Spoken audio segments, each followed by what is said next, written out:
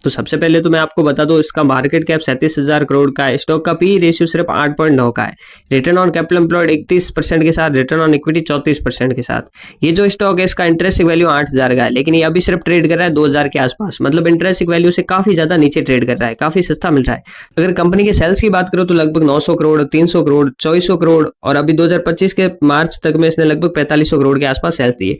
एक और बड़ा मेजर पॉइंट जो कि ये 70% के आसपास प्रमोटर्स थे 2022 में, और जो अब बढ़कर लगभग 75% के आसपास हो रहे हैं 2024 में। प्रमोटर खुद अपना स्टेक बढ़ा रहे हैं, तो आप सोच सकते हो प्रमोटर्स को भी पता है हमें ये कंपनी बेनिफिट देने वाली है।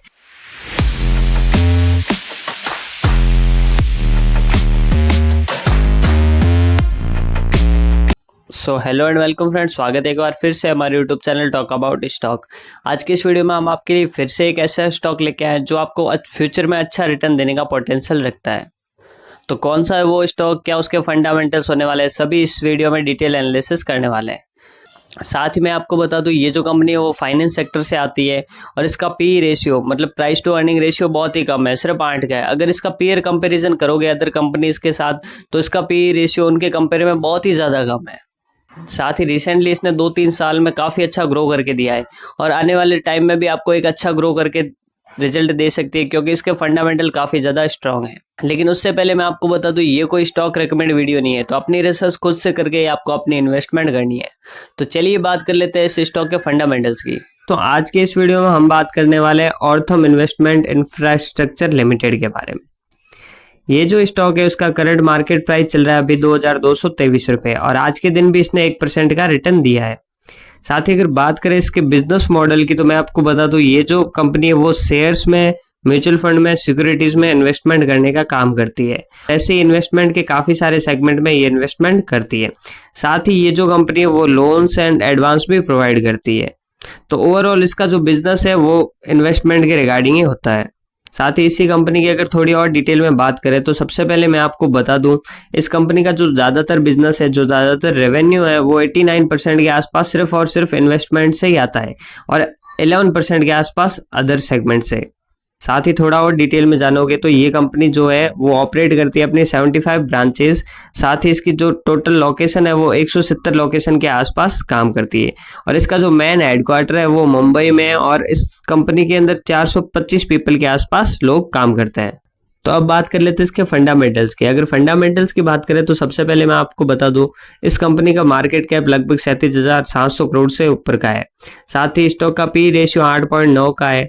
रिटर्न ऑन कैपिटल एम्प्लॉयड 31% के आसपास है एंड रिटर्न ऑन इक्विटी 34% के आसपास है, जो कि काफी अच्छा नंबर है। साथ ही एक और बड़ी वैल्यू, इसकी जो इंट्रिंसिक वैल्यू वो 8,000 के आसपास है और इसका करंट मार्केट प्राइस चल रहा है सिर्फ 2,000। मतलब अपनी रियल वैल्यू से ये स्टॉक अभी काफी ज्यादा नीचे ट्रेड कर रहा है। कुछ और फंडामेंटल्स की बात करें तो मैं आपको बता दूं, इसने हाई लगाया 2,278 का एंड लो गया 778 का।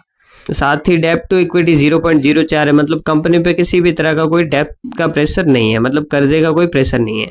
प्रमोटर की होल्डिंग देखे तो बहुत अच्छी है, 75% के आसपास की होल्डिंग्स है। साथ ही आप ये भी देख सकते हो इस कंपनी के सारे पॉजिटिव फैक्टर दिख रहे हैं। इसने डेप्ट लगभग कम कर दी है, कंपनी ऑलमोस्ट डेप्ट फ्री हो चुकी है, प्रॉफिट ग्रोथ अच्छा दे रही है, साथ में CAGR अच्छा मेंटेन कर रही है। तो सबके सब आपको पॉजिटिव फीचर्स ही नजर आ रहे हैं। साथ ही इस कंपनी का अगर पी रेशियो अदर कंपनीज के साथ अगर देखोगे तो लगभग इसका 8.9 का है, जबकि अदर कंपनीज 41, 14, 32, 20, 110, तो सारे के सारे पी रेशियो में इससे सब आगे है, लेकिन इसका पी रेशियो बहुत ही कम है। मतलब प्राइस टू अर्निंग रेशियो आपको सबसे सस्ता इसका ही मिल रहा है।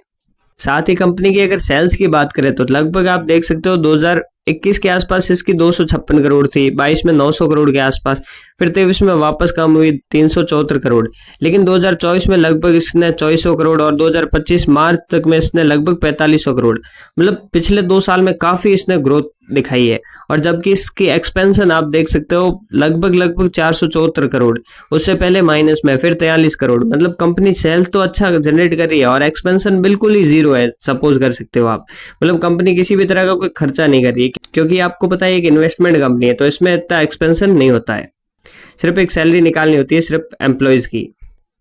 साथ ही इसके नेट प्रॉफिट की बात करें तो मैं आपको बता दूं ये कंपनी अच्छा खासा नेट प्रॉफिट भी जनरेट करके दे रही है। पिछले 2-3 साल का अगर देखो तो 240 करोड़, 2900 करोड़, 4200 करोड़ से ऊपर का प्रॉफिट, मतलब प्रॉफिट तो बहुत अच्छा खासा दे रही है। साथ ही इसकी सेल्स ग्रोथ देखो तो लास्ट 10 साल में 60%, लास्ट 3 साल में 71% और ट्रेलिंग टाइम पीरियड में भी लगभग 90% के आसपास चल रही है।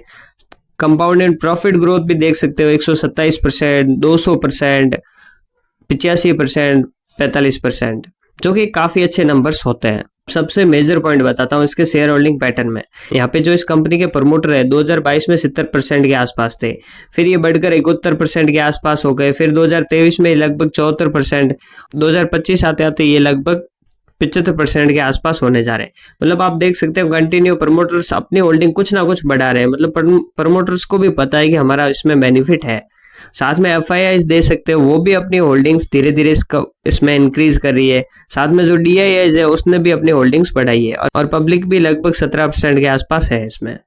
तो ओवरऑल आप देख चुके हो फंडामेंटल्स काफी अच्छे हैं इस स्टॉक के, साथ साथ इसके सेल्स, नेट प्रॉफिट और शेयर होल्डिंग पैटर्न भी काफी अच्छा था। तो आज के वीडियो में यही था। वीडियो पसंद आया तो लाइक जरूर करना एंड चैनल पे नहीं हो तो सब्सक्राइब जरूर करना। साथ ही नेक्स्ट वीडियो आपको किस स्टॉक पे चाहिए वो भी आप कमेंट करके बता सकते हो।